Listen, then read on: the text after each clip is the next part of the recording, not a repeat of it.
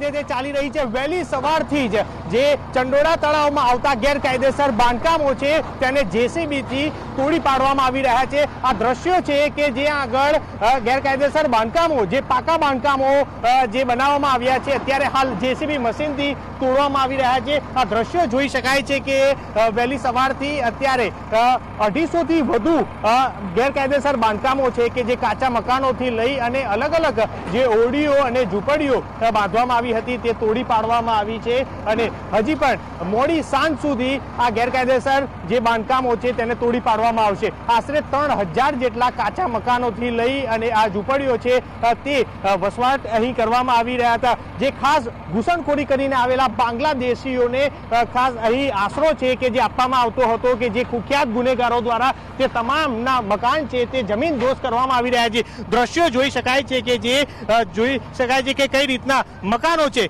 તે મકાનો બનાવવામાં આવ્યા છે અને તમામ મકાનો ગેરકાયદેસર અહીં ચંડોળા તળાવની જગ્યા ઉપર ઊભા કરવામાં આવ્યા હતા। એટલે હાલ એએમસી અને પોલીસ દ્વારા તમામ જે આ મકાનો છે તેને ડિમોલેશન કરવાની કામગીરી છે તે યુદ્ધના ધોરણે ચાલી રહી છે। જો કે કોઈ અનિચ્છનીય બનાવ ન બને તે માટે પોલીસ અને એસઆરપી સહિત ક્રાઇમ બ્રાન્ચ સહિતની અલગ અલગ એજન્સીઓ દ્વારા મોનિટરિંગ છે તે પણ કરવામાં આવી રહ્યું છે અને ડ્રોનથી આખી વોચ છે તે રાખવામાં આવી રહી છે। હાલ મોટાભાગના જે મકાનો જે છે કાચા અને પાકા મકાનો તેને તોડવાની કામગીરી છે તે ચાલી રહી છે।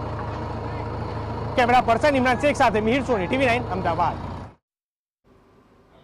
तो आ दृश्यो आप जुओ कि ज्यां एक बाद एक जे मकानो टांचमां लेवामां आवी रह्या छे। स्पष्टपणे અહીં ગેરકાયદે વસતા આ બાંગ્લાદેશીઓ છે, ગેરકાયદે આ બાંધકામો ખડકેલા છે, સ્થાનિકોને પણ અહીં પરેશાની થાય તે પ્રકારે તેમણે અહીં ઘૂસણખોરી કરી છે અને એ તમામ બાબતોને ધ્યાનમાં રાખીને આ કાર્યવાહી કરાય છે। બીજી તરફ કોર્ટની અંદર કાર્યવાહી ચાલી રહી છે, ત્યાંથી આખરે શું સમાચાર આવે છે તે તો મહત્વપૂર્ણ બની જ રહેશે, પરંતુ સવારથી શરૂ થયેલી આ કાર્યવાહી આજે સાંજ સુધી ચાલશે અને ત્યારબાદ એક અંદાજ પણ સામે આપવામાં આવશે કે આખરે કેટલા વિસ્તારોની અંદર આ કાર્યવાહી કરાય, કેટલા મકાનો ટાંચમાં લેવામાં આવ્યા, કેટલા લોકો અહીં ગેરકાયદે વસતા હતા, ઘૂસણખોરે કોણ કરે હતી, કયા એજન્ટોએ તેમને અહીં ખોટા ડોક્યુમેન્ટ ઊભા કરવા માટે મદદગારી કરી, આ તમામ વિરુદ્ધ કાર્યવાહી થશે।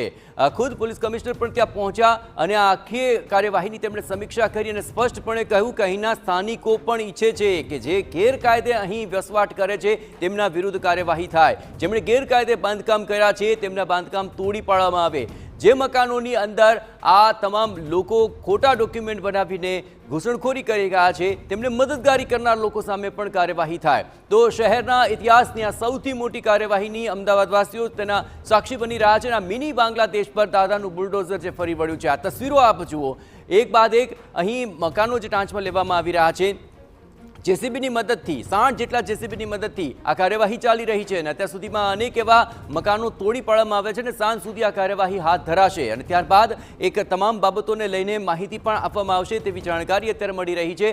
પરંતુ હાલ આ આખી ઘટનાને લઈને સૌથી મોટી બાબત આ આકાશી વિહંગાવલોકન આપ જુઓ, આ આખો વિસ્તાર તમે જોશો તો ચંડોળ તળાવ પર મોટી સંખ્યામાં ગેરકાયદે બાંધકામ થયું છે તે સ્પષ્ટ જણાઈ રહ્યું છે।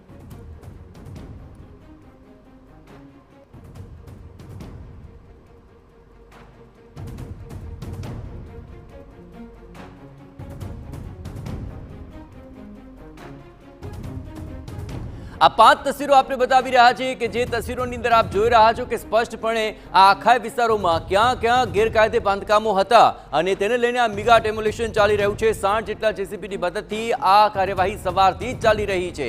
મોટી સંખ્યામાં પોલીસ કાફલો તૈનાત છે। એટલું જ નહીં, આ અમદાવાદના સૌથી મોટા ઓપરેશનની અંદર અત્યારે કોઈ પણ રીતે કોઈ કચાશ ન રહી જાય તે માટેની પૂરેપૂરી અત્યારે આ કાર્યવાહીની અંદર ગતિવિધિઓ